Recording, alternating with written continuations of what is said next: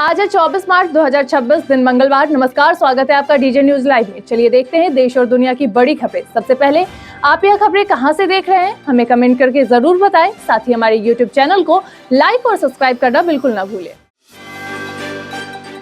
PM Modi ने राज्यसभा में कहा कि अमेरिका, इजरायल और ईरान के बीच जारी जंग अगर लंबी चली तो भारत पर गंभीर असर पड़ेगा। उन्होंने बताया कि हॉर्मुज स्ट्रेट में जहाज फंसे हैं जिनमें भारतीय क्रू भी शामिल है, जिससे व्यापार और सप्लाई प्रभावित हो रही है। पीएम के मुताबिक इस संकट से पेट्रोल, डीजल, गैस और फर्टिलाइजर की सप्लाई पर दबाव है। हालांकि सरकार 41 देशों से ऊर्जा आयात कर हालात संभालने की कोशिश कर रही है।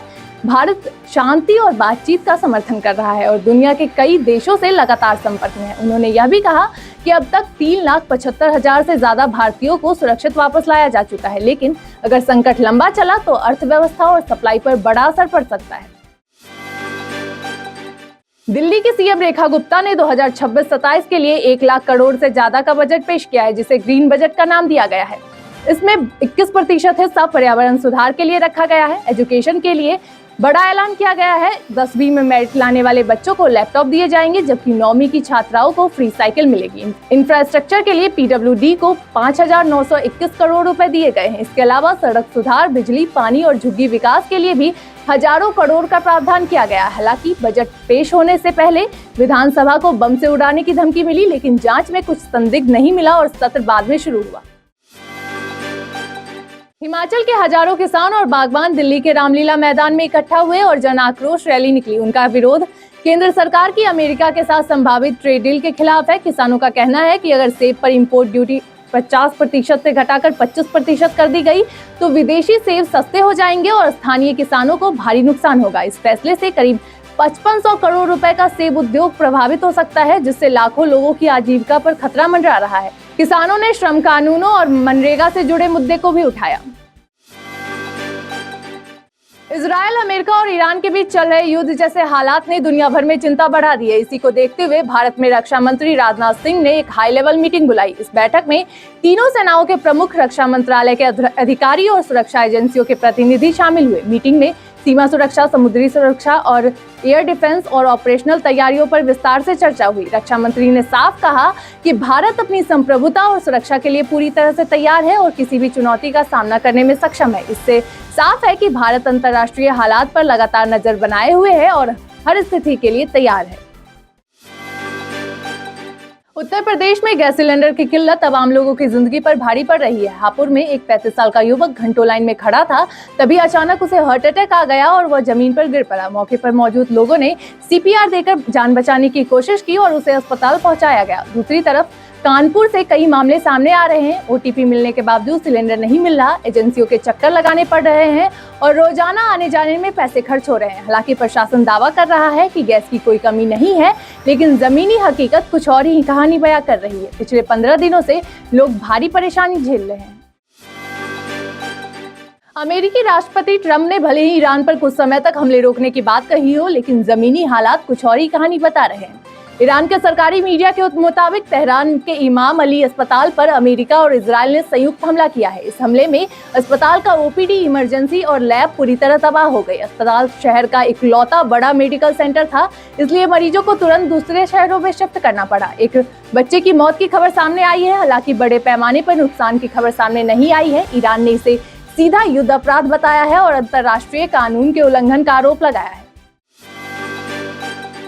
चंडीगढ़ में अप्रैल की शुरुआत के साथ ही लोगों की जेब पर बोझ बढ़ने वाला है। पानी के टैरिफ, सीवरेज सेस और गार्बेज कलेक्शन चार्ज में करीब 5% तक बढ़ोतरी की जा रही है। उदाहरण के तौर पर 0 से 15 किलोलीटर पानी की दर 3.47 रुपए से बढ़कर 3.64 रुपए प्रति KL हो जाएगी। हालांकि यह बढ़ोतरी छोटी लग सकती है, लेकिन हर महीने बिल में इसका असर दिखाई देगा। सिर्फ इतना ही नहीं, कम्युनिटी सेंटर की बुकिंग भी 5 से 10% महंगी होगी। नई आबकारी नीति लागू होने के साथ शराब की कीमतों में भी हल्की बढ़ोतरी होगी, यानी अप्रैल से आम आदमी को कई मोर्चों पर ज्यादा खर्च करना पड़ेगा।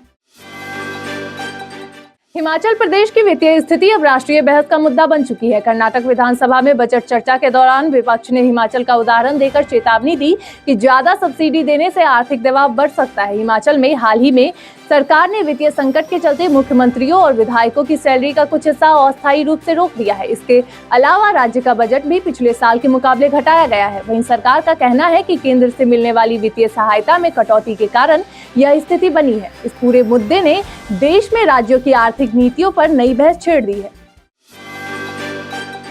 राजस्थान के जैसलमेर में गोडावन संरक्षण को बड़ी सफलता मिली है। आर्टिफिशियल इंटेलिजेंस तकनीक और प्राकृतिक तरीकों से इस महीने 4 नए चूजों का जन्म हुआ है। गोडावन की प्रजनन दर बहुत धीमी होती है, इसलिए यह उपलब्धि बेहद महत्वपूर्ण मानी जा रही है।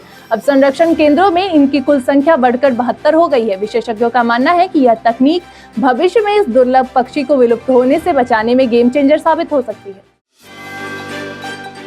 राजस्थान में ग्रामीण उपभोक्ताओं के लिए राहत भरी खबर सामने आई है। अब वे 25 दिन बाद ही गैस सिलेंडर बुक कर सकेंगे, जबकि पहले यह सीमा 45 दिन कर दी गई थी। हालांकि गैस की कमी और सर्वर समस्याओं के कारण लोगों को अभी भी दिक्कतों का सामना करना पड़ रहा है। कई जगहों पर बुकिंग के दौरान OTP नहीं मिल रहा या सिस्टम काम नहीं कर पा रहा। इसके अलावा कॉमर्शियल गैस सिलेंडर की सप्लाई अभी भी सीमित है, जिससे होटल और ढाबा कारोबार प्रभावित हो रहा है। यानी राहत के बावजूद समस्या पूरी तरह खत्म नहीं हुई है। मध्य प्रदेश से एक चिंताजनक तस्वीर सामने आई है, जहां एजुकेशन लोन लेना छात्रों के लिए मुश्किल होता जा रहा है। आंकड़ों के मुताबिक राज्य में करीब 45% छात्रों को एजुकेशन लोन नहीं मिल पाया। 22,728 आवेदनों में से केवल 12,547 को ही लोन मिला, जबकि 1,032 आवेदन सीधे रिजेक्ट कर दिए गए और 1,084 अब भी पेंडिंग है। सबसे चौंकाने वाली बात यह है कि 8,065 छात्रों ने प्रक्रिया से परेशान होकर अपने आवेदन वापस ले लिए। हालांकि सरकार गरीब छात्रों को बजाय सब्सिडी और योजनाओं के जरिए मदद दे रही है, लेकिन बैंकों की सख्ती के कारण सबसे ज्यादा नुकसान कमजोर वर्ग को ही उठाना पड़ रहा है। हरियाणा के दीपक शर्मा ऑपरेशन सिंदूर 9 संकल्प विकसित भारत 4 धाम यात्रा पर हैं। वे साइकिल से पूरे देश घूमकर नशा मुक्त और स्वच्छ भारत का संदेश दे रहे हैं। अब तक 12,000 किलोमीटर और 19 राज्यों का सफर पूरा कर चुके हैं। यात्रा 25 मई 2025 से शुरू हुई थी और 25 मई 2026 तक चलेगी। उनका कहना है कि दशरथ मांझी उनके प्रेरणा स्रोत हैं और जब तक हर गाँव नशा मुक्त और जागरूक नहीं होगा, तब तक विकसित भारत का सपना अधूरा रहेगा। हिमाचल प्रदेश सरकार ने बड़ा फैसला लेते हुए पेट्रोल डीजल पर अनाथ विधवा सेस लगाने का निर्णय लिया है। विधानसभा में यह विधेयक विपक्ष के विरोध के बीच में पास हो गया। सरकार का कहना है कि इससे मिलने वाला पैसा अनाथ बच्चों और विधवाओं के लिए एक अस्थायी फंड में जाएगा, जिससे उनकी आर्थिक मदद की जा सकेगी। हालांकि विपक्ष ने इस फैसले का जोरदार विरोध किया है और कहा है कि इससे आम जनता पर अतिरिक्त बोझ पड़ेगा। पेट्रोल डीजल की कीमतों में करीब 5 रुपए प्रति लीटर तक की बढ़ोतरी हो सकती है, जिसका असर न सिर्फ आम लोगों पर बल्कि किसान, ट्रांसपोर्ट और पर्यटन पर भी पड़ेगा। गुजरात में पेट्रोल पंप की कमी की अफवाह ने पूरे राज्य में हड़कंप मचा दिया। अहमदाबाद, सूरत, वडोदरा और राजकोट जैसे शहरों में पेट्रोल पंपों पर लंबी लाइनें लग गई। हालांकि सरकार ने तुरंत सफाई देते हुए कहा कि राज्य में पेट्रोल डीजल की कोई कमी नहीं है और यह सिर्फ अफवाह है। इंडियन ऑयल और पेट्रोल पंप एसोसिएशन ने लोगों से अपील की है कि वे घबराएं नहीं और अफवाहों पर ध्यान न दें। दरअसल कुछ पंप 2 दिन की छुट्टी के कारण बंद थे, जिससे गलतफहमी फैल गई और प्रशासन ने चेतावनी दी है कि अगर कोई डीलर जानबूझकर सप्लाई रोकता है तो उसके खिलाफ कड़ी कार्रवाई होगी। उत्तराखंड के रामनगर में गैस सिलेंडर की कमी ने लोगों की मुश्किलें बढ़ा दी है। स्थिति ऐसी है कि लोग घंटों लाइन में लगने के बाद भी खाली हाथ लौट रहे हैं। इसका सबसे ज्यादा असर महिलाओं और बुजुर्गों पर पड़ रहा है, क्योंकि रसोई का काम पूरी तरह प्रभावित हो गया है। कई जन लीडर ने इस मुद्दे पर नाराजगी जताई है और प्रशासन को जिम्मेदार ठहराया है। उन्होंने चेतावनी दी है कि अगर जल समस्या का समाधान नहीं हुआ तो बड़ा आंदोलन किया जाएगा। अब प्रशासन पर दबाव है कि वह जल्द से जल्द सप्लाई व्यवस्था को ठीक करे। घरेलू शेयर बाजार में आज जोरदार तेजी देखने को मिली। सेंसेक्स खुलते ही 10,040 अंकों की छलांग लगाकर 73,700 के पार पहुंच गया। वहीं निफ्टी भी 22,800 के ऊपर ट्रेड करता दिखा। ऑटो, बैंकिंग, एनर्जी, फार्मा और PSU बैंक सेक्टर में 1 से 2% तक की मजबूती देखने को मिली। मिड कैप और स्मॉल कैप में भी शानदार खरीदारी दिखी। हालांकि एक्सपर्ट्स का कहना है कि यह तेजी पूरी तरह स्थायी नहीं मानी जा सकती। विदेशी निवेशकों की लगातार बिकवाली और रुपयों की कमजोरी अभी भी बाजार के लिए जोखिम बने हुए हैं।